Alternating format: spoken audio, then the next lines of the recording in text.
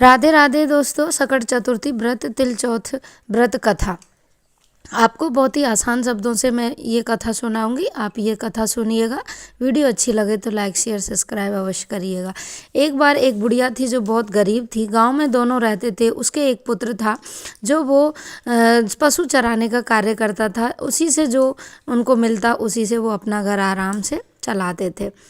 इसी से उनके घर की गुजर बसर हो रही थी। बच्चा जो था वो बहुत ज़्यादा ही भोला था। उसको एक दिन चाची ताइयों ने बहका दिया था कि तेरी माँ तेरे लिए बुरा चाहती है, बुरा सोचती है, तेरा बुरा चाहती है। तो उसने कहा कि मेरी माँ बुरा कैसे चाहती है, मेरी माँ तो मुझे बहुत प्यार करती है। तो उसने कहा कि तेरी माँ जब तू चला जाता है तो तेरी माँ अच्छे अच्छे पकवान बना के खाती है और तुझे रूखा सूखा देती है। तो बोले मैं कैसे मानूँ। बोले एक दिन तू घर में जल्दी आना तो तुझे पता चलेगा तेरी माँ क्या करती है। वो एक दिन जल्दी आ गया और उस दिन संयोग बस सकट चतुर्थी यानी कि तिल चौथ व्रत था। माता तिलकुट बना रही थी, अच्छे अच्छे पुआ पकवान की तैयारी कर रही थी कि शाम को अर्घ देने के बाद मैं और मेरे बेटा प्रेम से खाएंगे।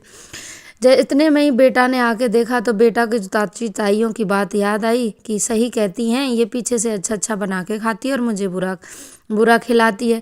उसने माँ से कहा कि माता आप तो मेरा बुरा सोचती हो, मेरे लिए बुरा करती हो। तो उसने कहा कि तो किसने बोला, मैं तो बेटा तेरे लिए ही ये व्रत करती हूँ। बोले नहीं, मेरे तो चाची ताइयों ने कहा है कि तू सकट चौथ नहीं गटक चौथ करती है। गटक चौथ यानी कि मुझे मारने के लिए करती है। उसने कहा नहीं बेटा, मैं तो तेरे ऊपर संकट ना आए इसलिए सकट चौथ करती हूँ। तो बोले नहीं तू ऐसा नहीं करती है। और वो गुस्सा होकर घर से निकलने लगा तो माता ने तिल और जौ उसके पल्ले में बांध दिए कि ये ना जहाँ भी तेरे ऊपर संकट आए गणेश जी का नाम लेके इनको वहाँ पे बो देना तो भगवान गणेश तेरी रक्षा करेंगे। तो वो बेटा वहाँ से चल दिया। चलते चलते वो एक दूर नगर में पहुँचा। नगर में पहुँचा तो वहाँ के राजा का जो राज्य था उसमें एक बात अजब निराली थी कि वहाँ पे एक कुम्हार का वो था घान।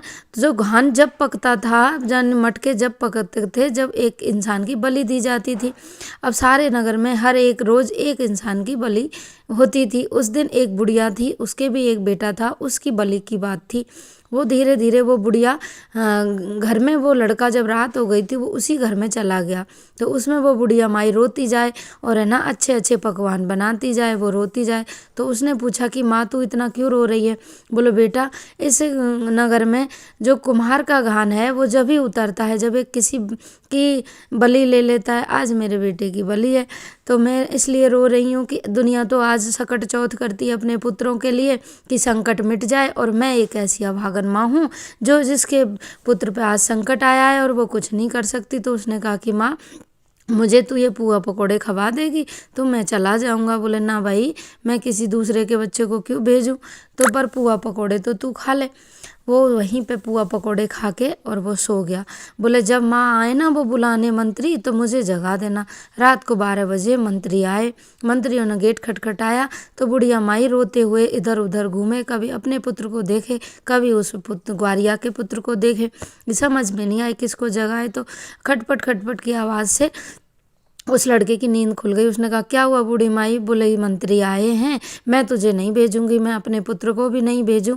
अजीब धर्म संकट है। उसने कहा कि माँ तू बहुत ज़्यादा मत सोच, तू यहाँ सो अपने बेटे की रक्षा कर और मैं जाऊँगा।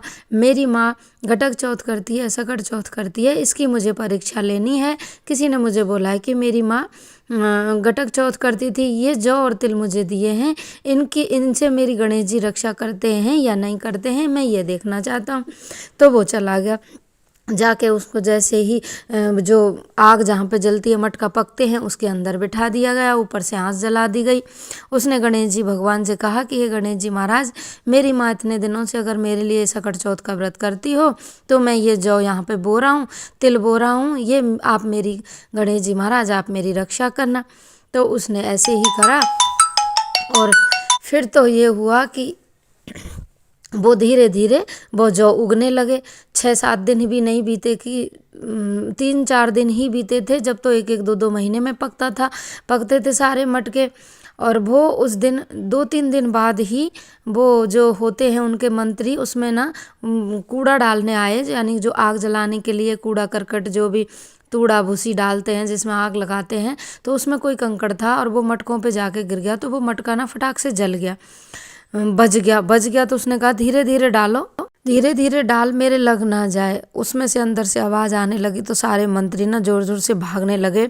सारे सैनिकों को लगा कि यहाँ इसमें तो ना भूत प्रकट हो गए, रोज एक की बलि दी जाती है। उन्होंने जाके खबर राजा को दी तो राजा दौड़ा दौड़ा आके उसने उस धान को, जो घान था उसको हटवाया और है ना उसमें से देखा कि कौन है, तो उसमें वो बेटा बैठा हुआ भजन कर रहा था और गणेश भगवान उनकी रक्षा कर रहे थे जो हरे हरे हो गए थे।